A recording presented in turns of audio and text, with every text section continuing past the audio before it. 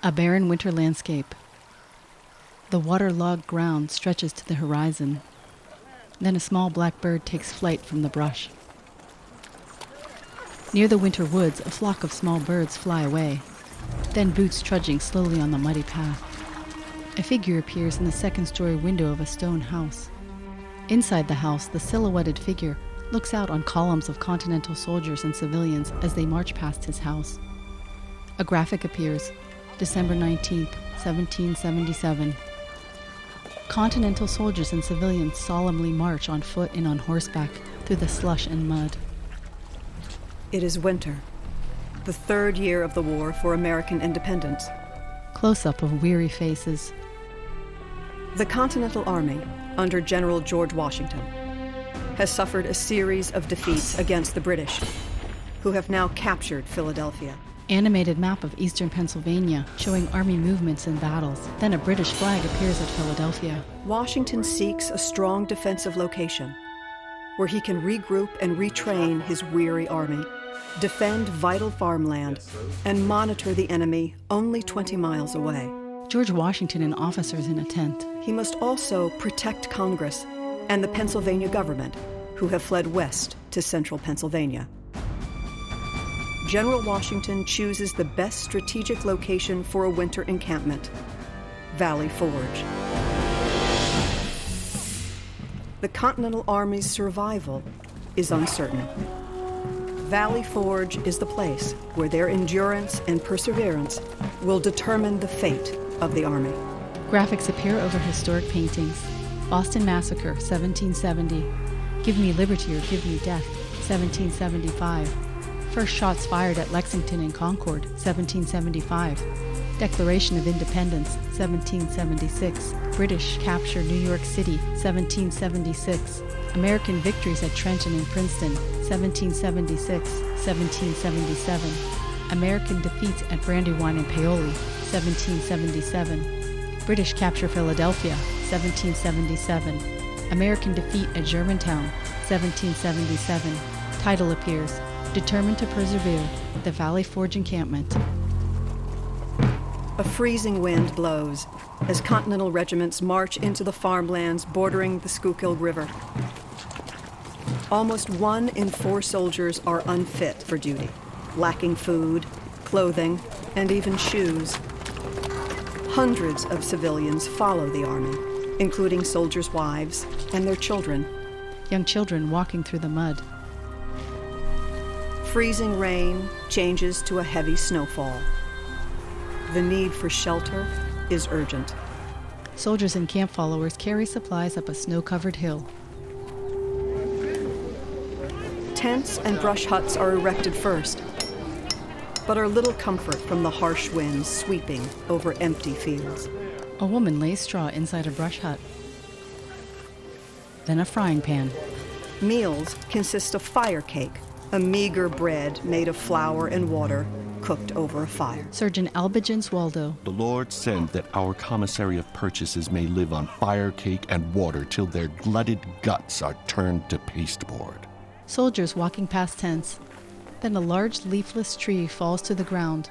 Soldiers in the distance chop felled trees. To protect against the elements, soldiers begin building log huts, cutting down every tree for miles. Soldiers and camp followers work together in a muddy field. A soldier sawing a log. Soldiers lay logs for a cabin. An axe cuts at a log. A man hammers shingles on a cabin roof. With a fire in the hearth, the huts provide tolerable comfort for those inside. Washington rents a nearby stone house for his headquarters, where he meets regularly with his officers, including Henry Knox, Nathaniel Greene, and later Alexander Hamilton and the Marquis de Lafayette. With food, provisions, and funds lacking, the Army is in a desperate situation. Washington has requested immediate assistance from the President of Congress. General George Washington.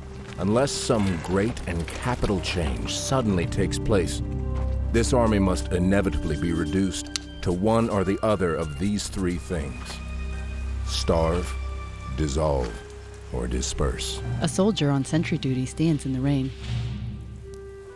The arrival of more than 12,000 soldiers and camp followers and the building of more than 1,000 huts transforms the rural farmland into a kind of city, now the fourth largest population in the 13 states. Soldiers and camp followers working in the smoky camp. Then engineers throw a measuring chain. To defend against a potential British attack, engineers oversee construction of miles of trenches and 5 earthen redoubts at strategic high points. Sharpen poles of the redoubt. Soldiers use shovels to build fortifications. A soldier sharpens the end of a log. Muddy roads and a lack of wagons often prevent supplies from reaching camp. A soldier knocks at the door of a farmhouse.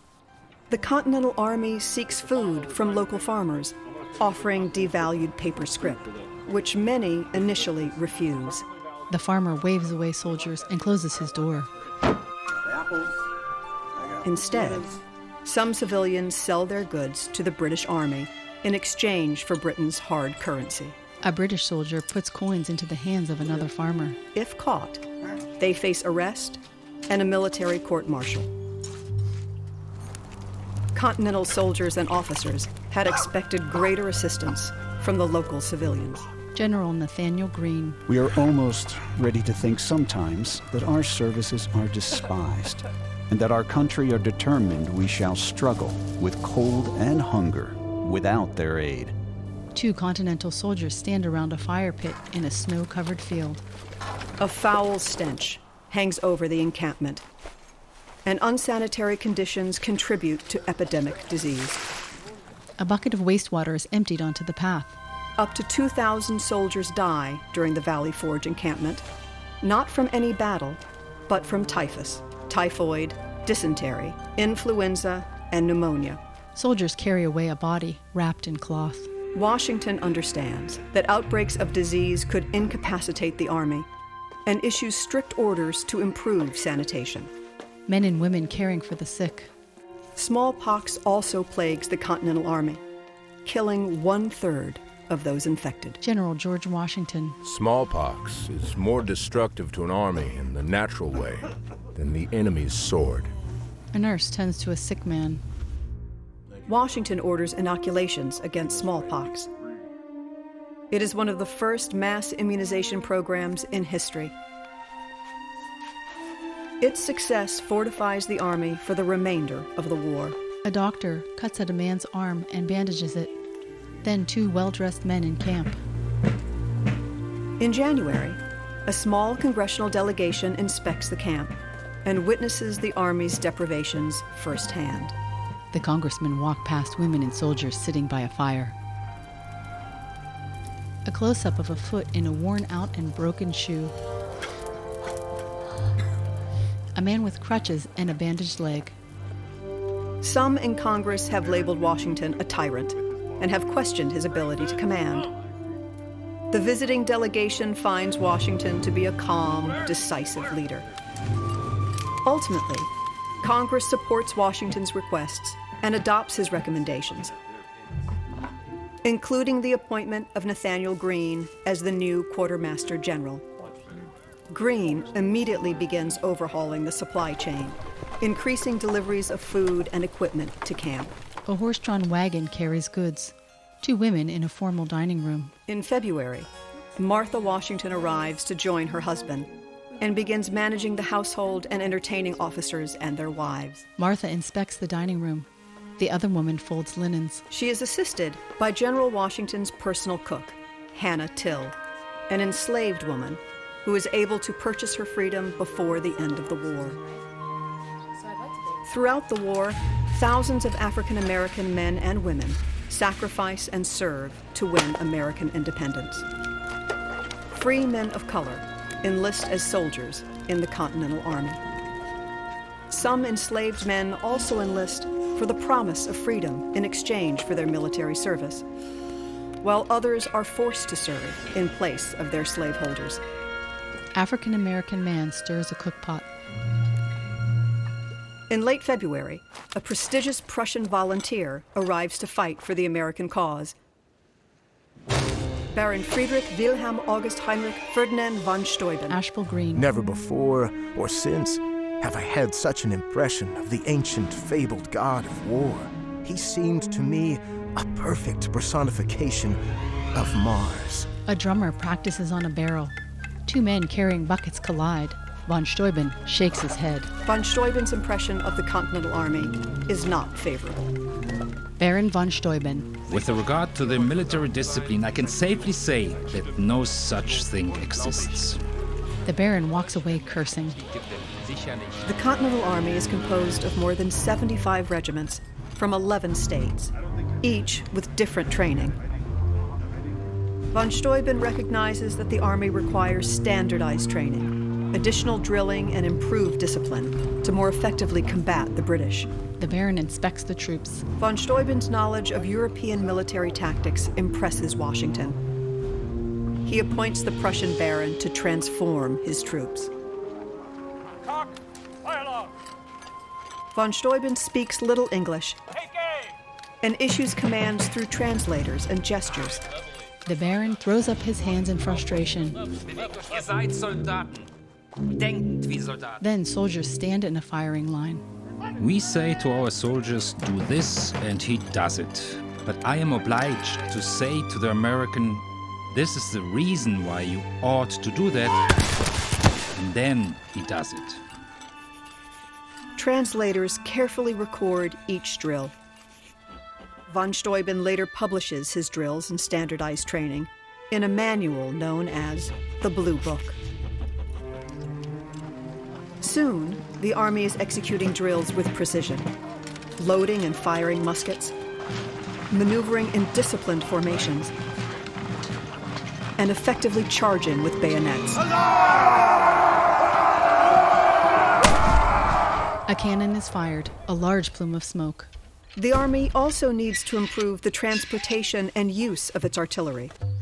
Commander, elevate 2 degrees. Elevate barrel 2 degrees. Crews are retrained under the supervision of General Knox to improve their speed and accuracy. Soldiers light fuse. On May 6th, Washington assembles his army on the Grand Parade to celebrate a new Treaty of Alliance established by Congress with France. France now officially recognizes the legitimacy of American independence. The celebration includes artillery fire and a volley of muskets known as a feu de joie, a fire of joy. A long line of infantry fire their muskets. The new alliance ensures that the Army will be provided with essential weapons, equipment, financial assistance, and experienced French soldiers and sailors to better combat the British. General Washington and officers watch. Soldiers raise their hats and cheer.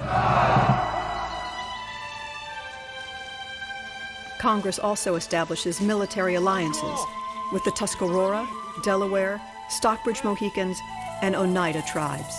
Oneida Indian warriors arrive. A delegation of 47 Oneida warriors arrives to support Washington's army. Oneida man hands a gift to a Continental soldier. According to oral tradition, the Oneida bring valuable corn for the encampment. Oneida woman places corn kernels into the hands of a woman from the encampment. An Oneida woman named Polly Cooper instructs the Continentals how to forage and prepare edible roots and berries. Polly Cooper holds up a pine branch while instructing a woman. The Oneida warriors scout, intercept British supplies, and report on enemy movements. Oneida scout reports back. British soldiers and cavalry.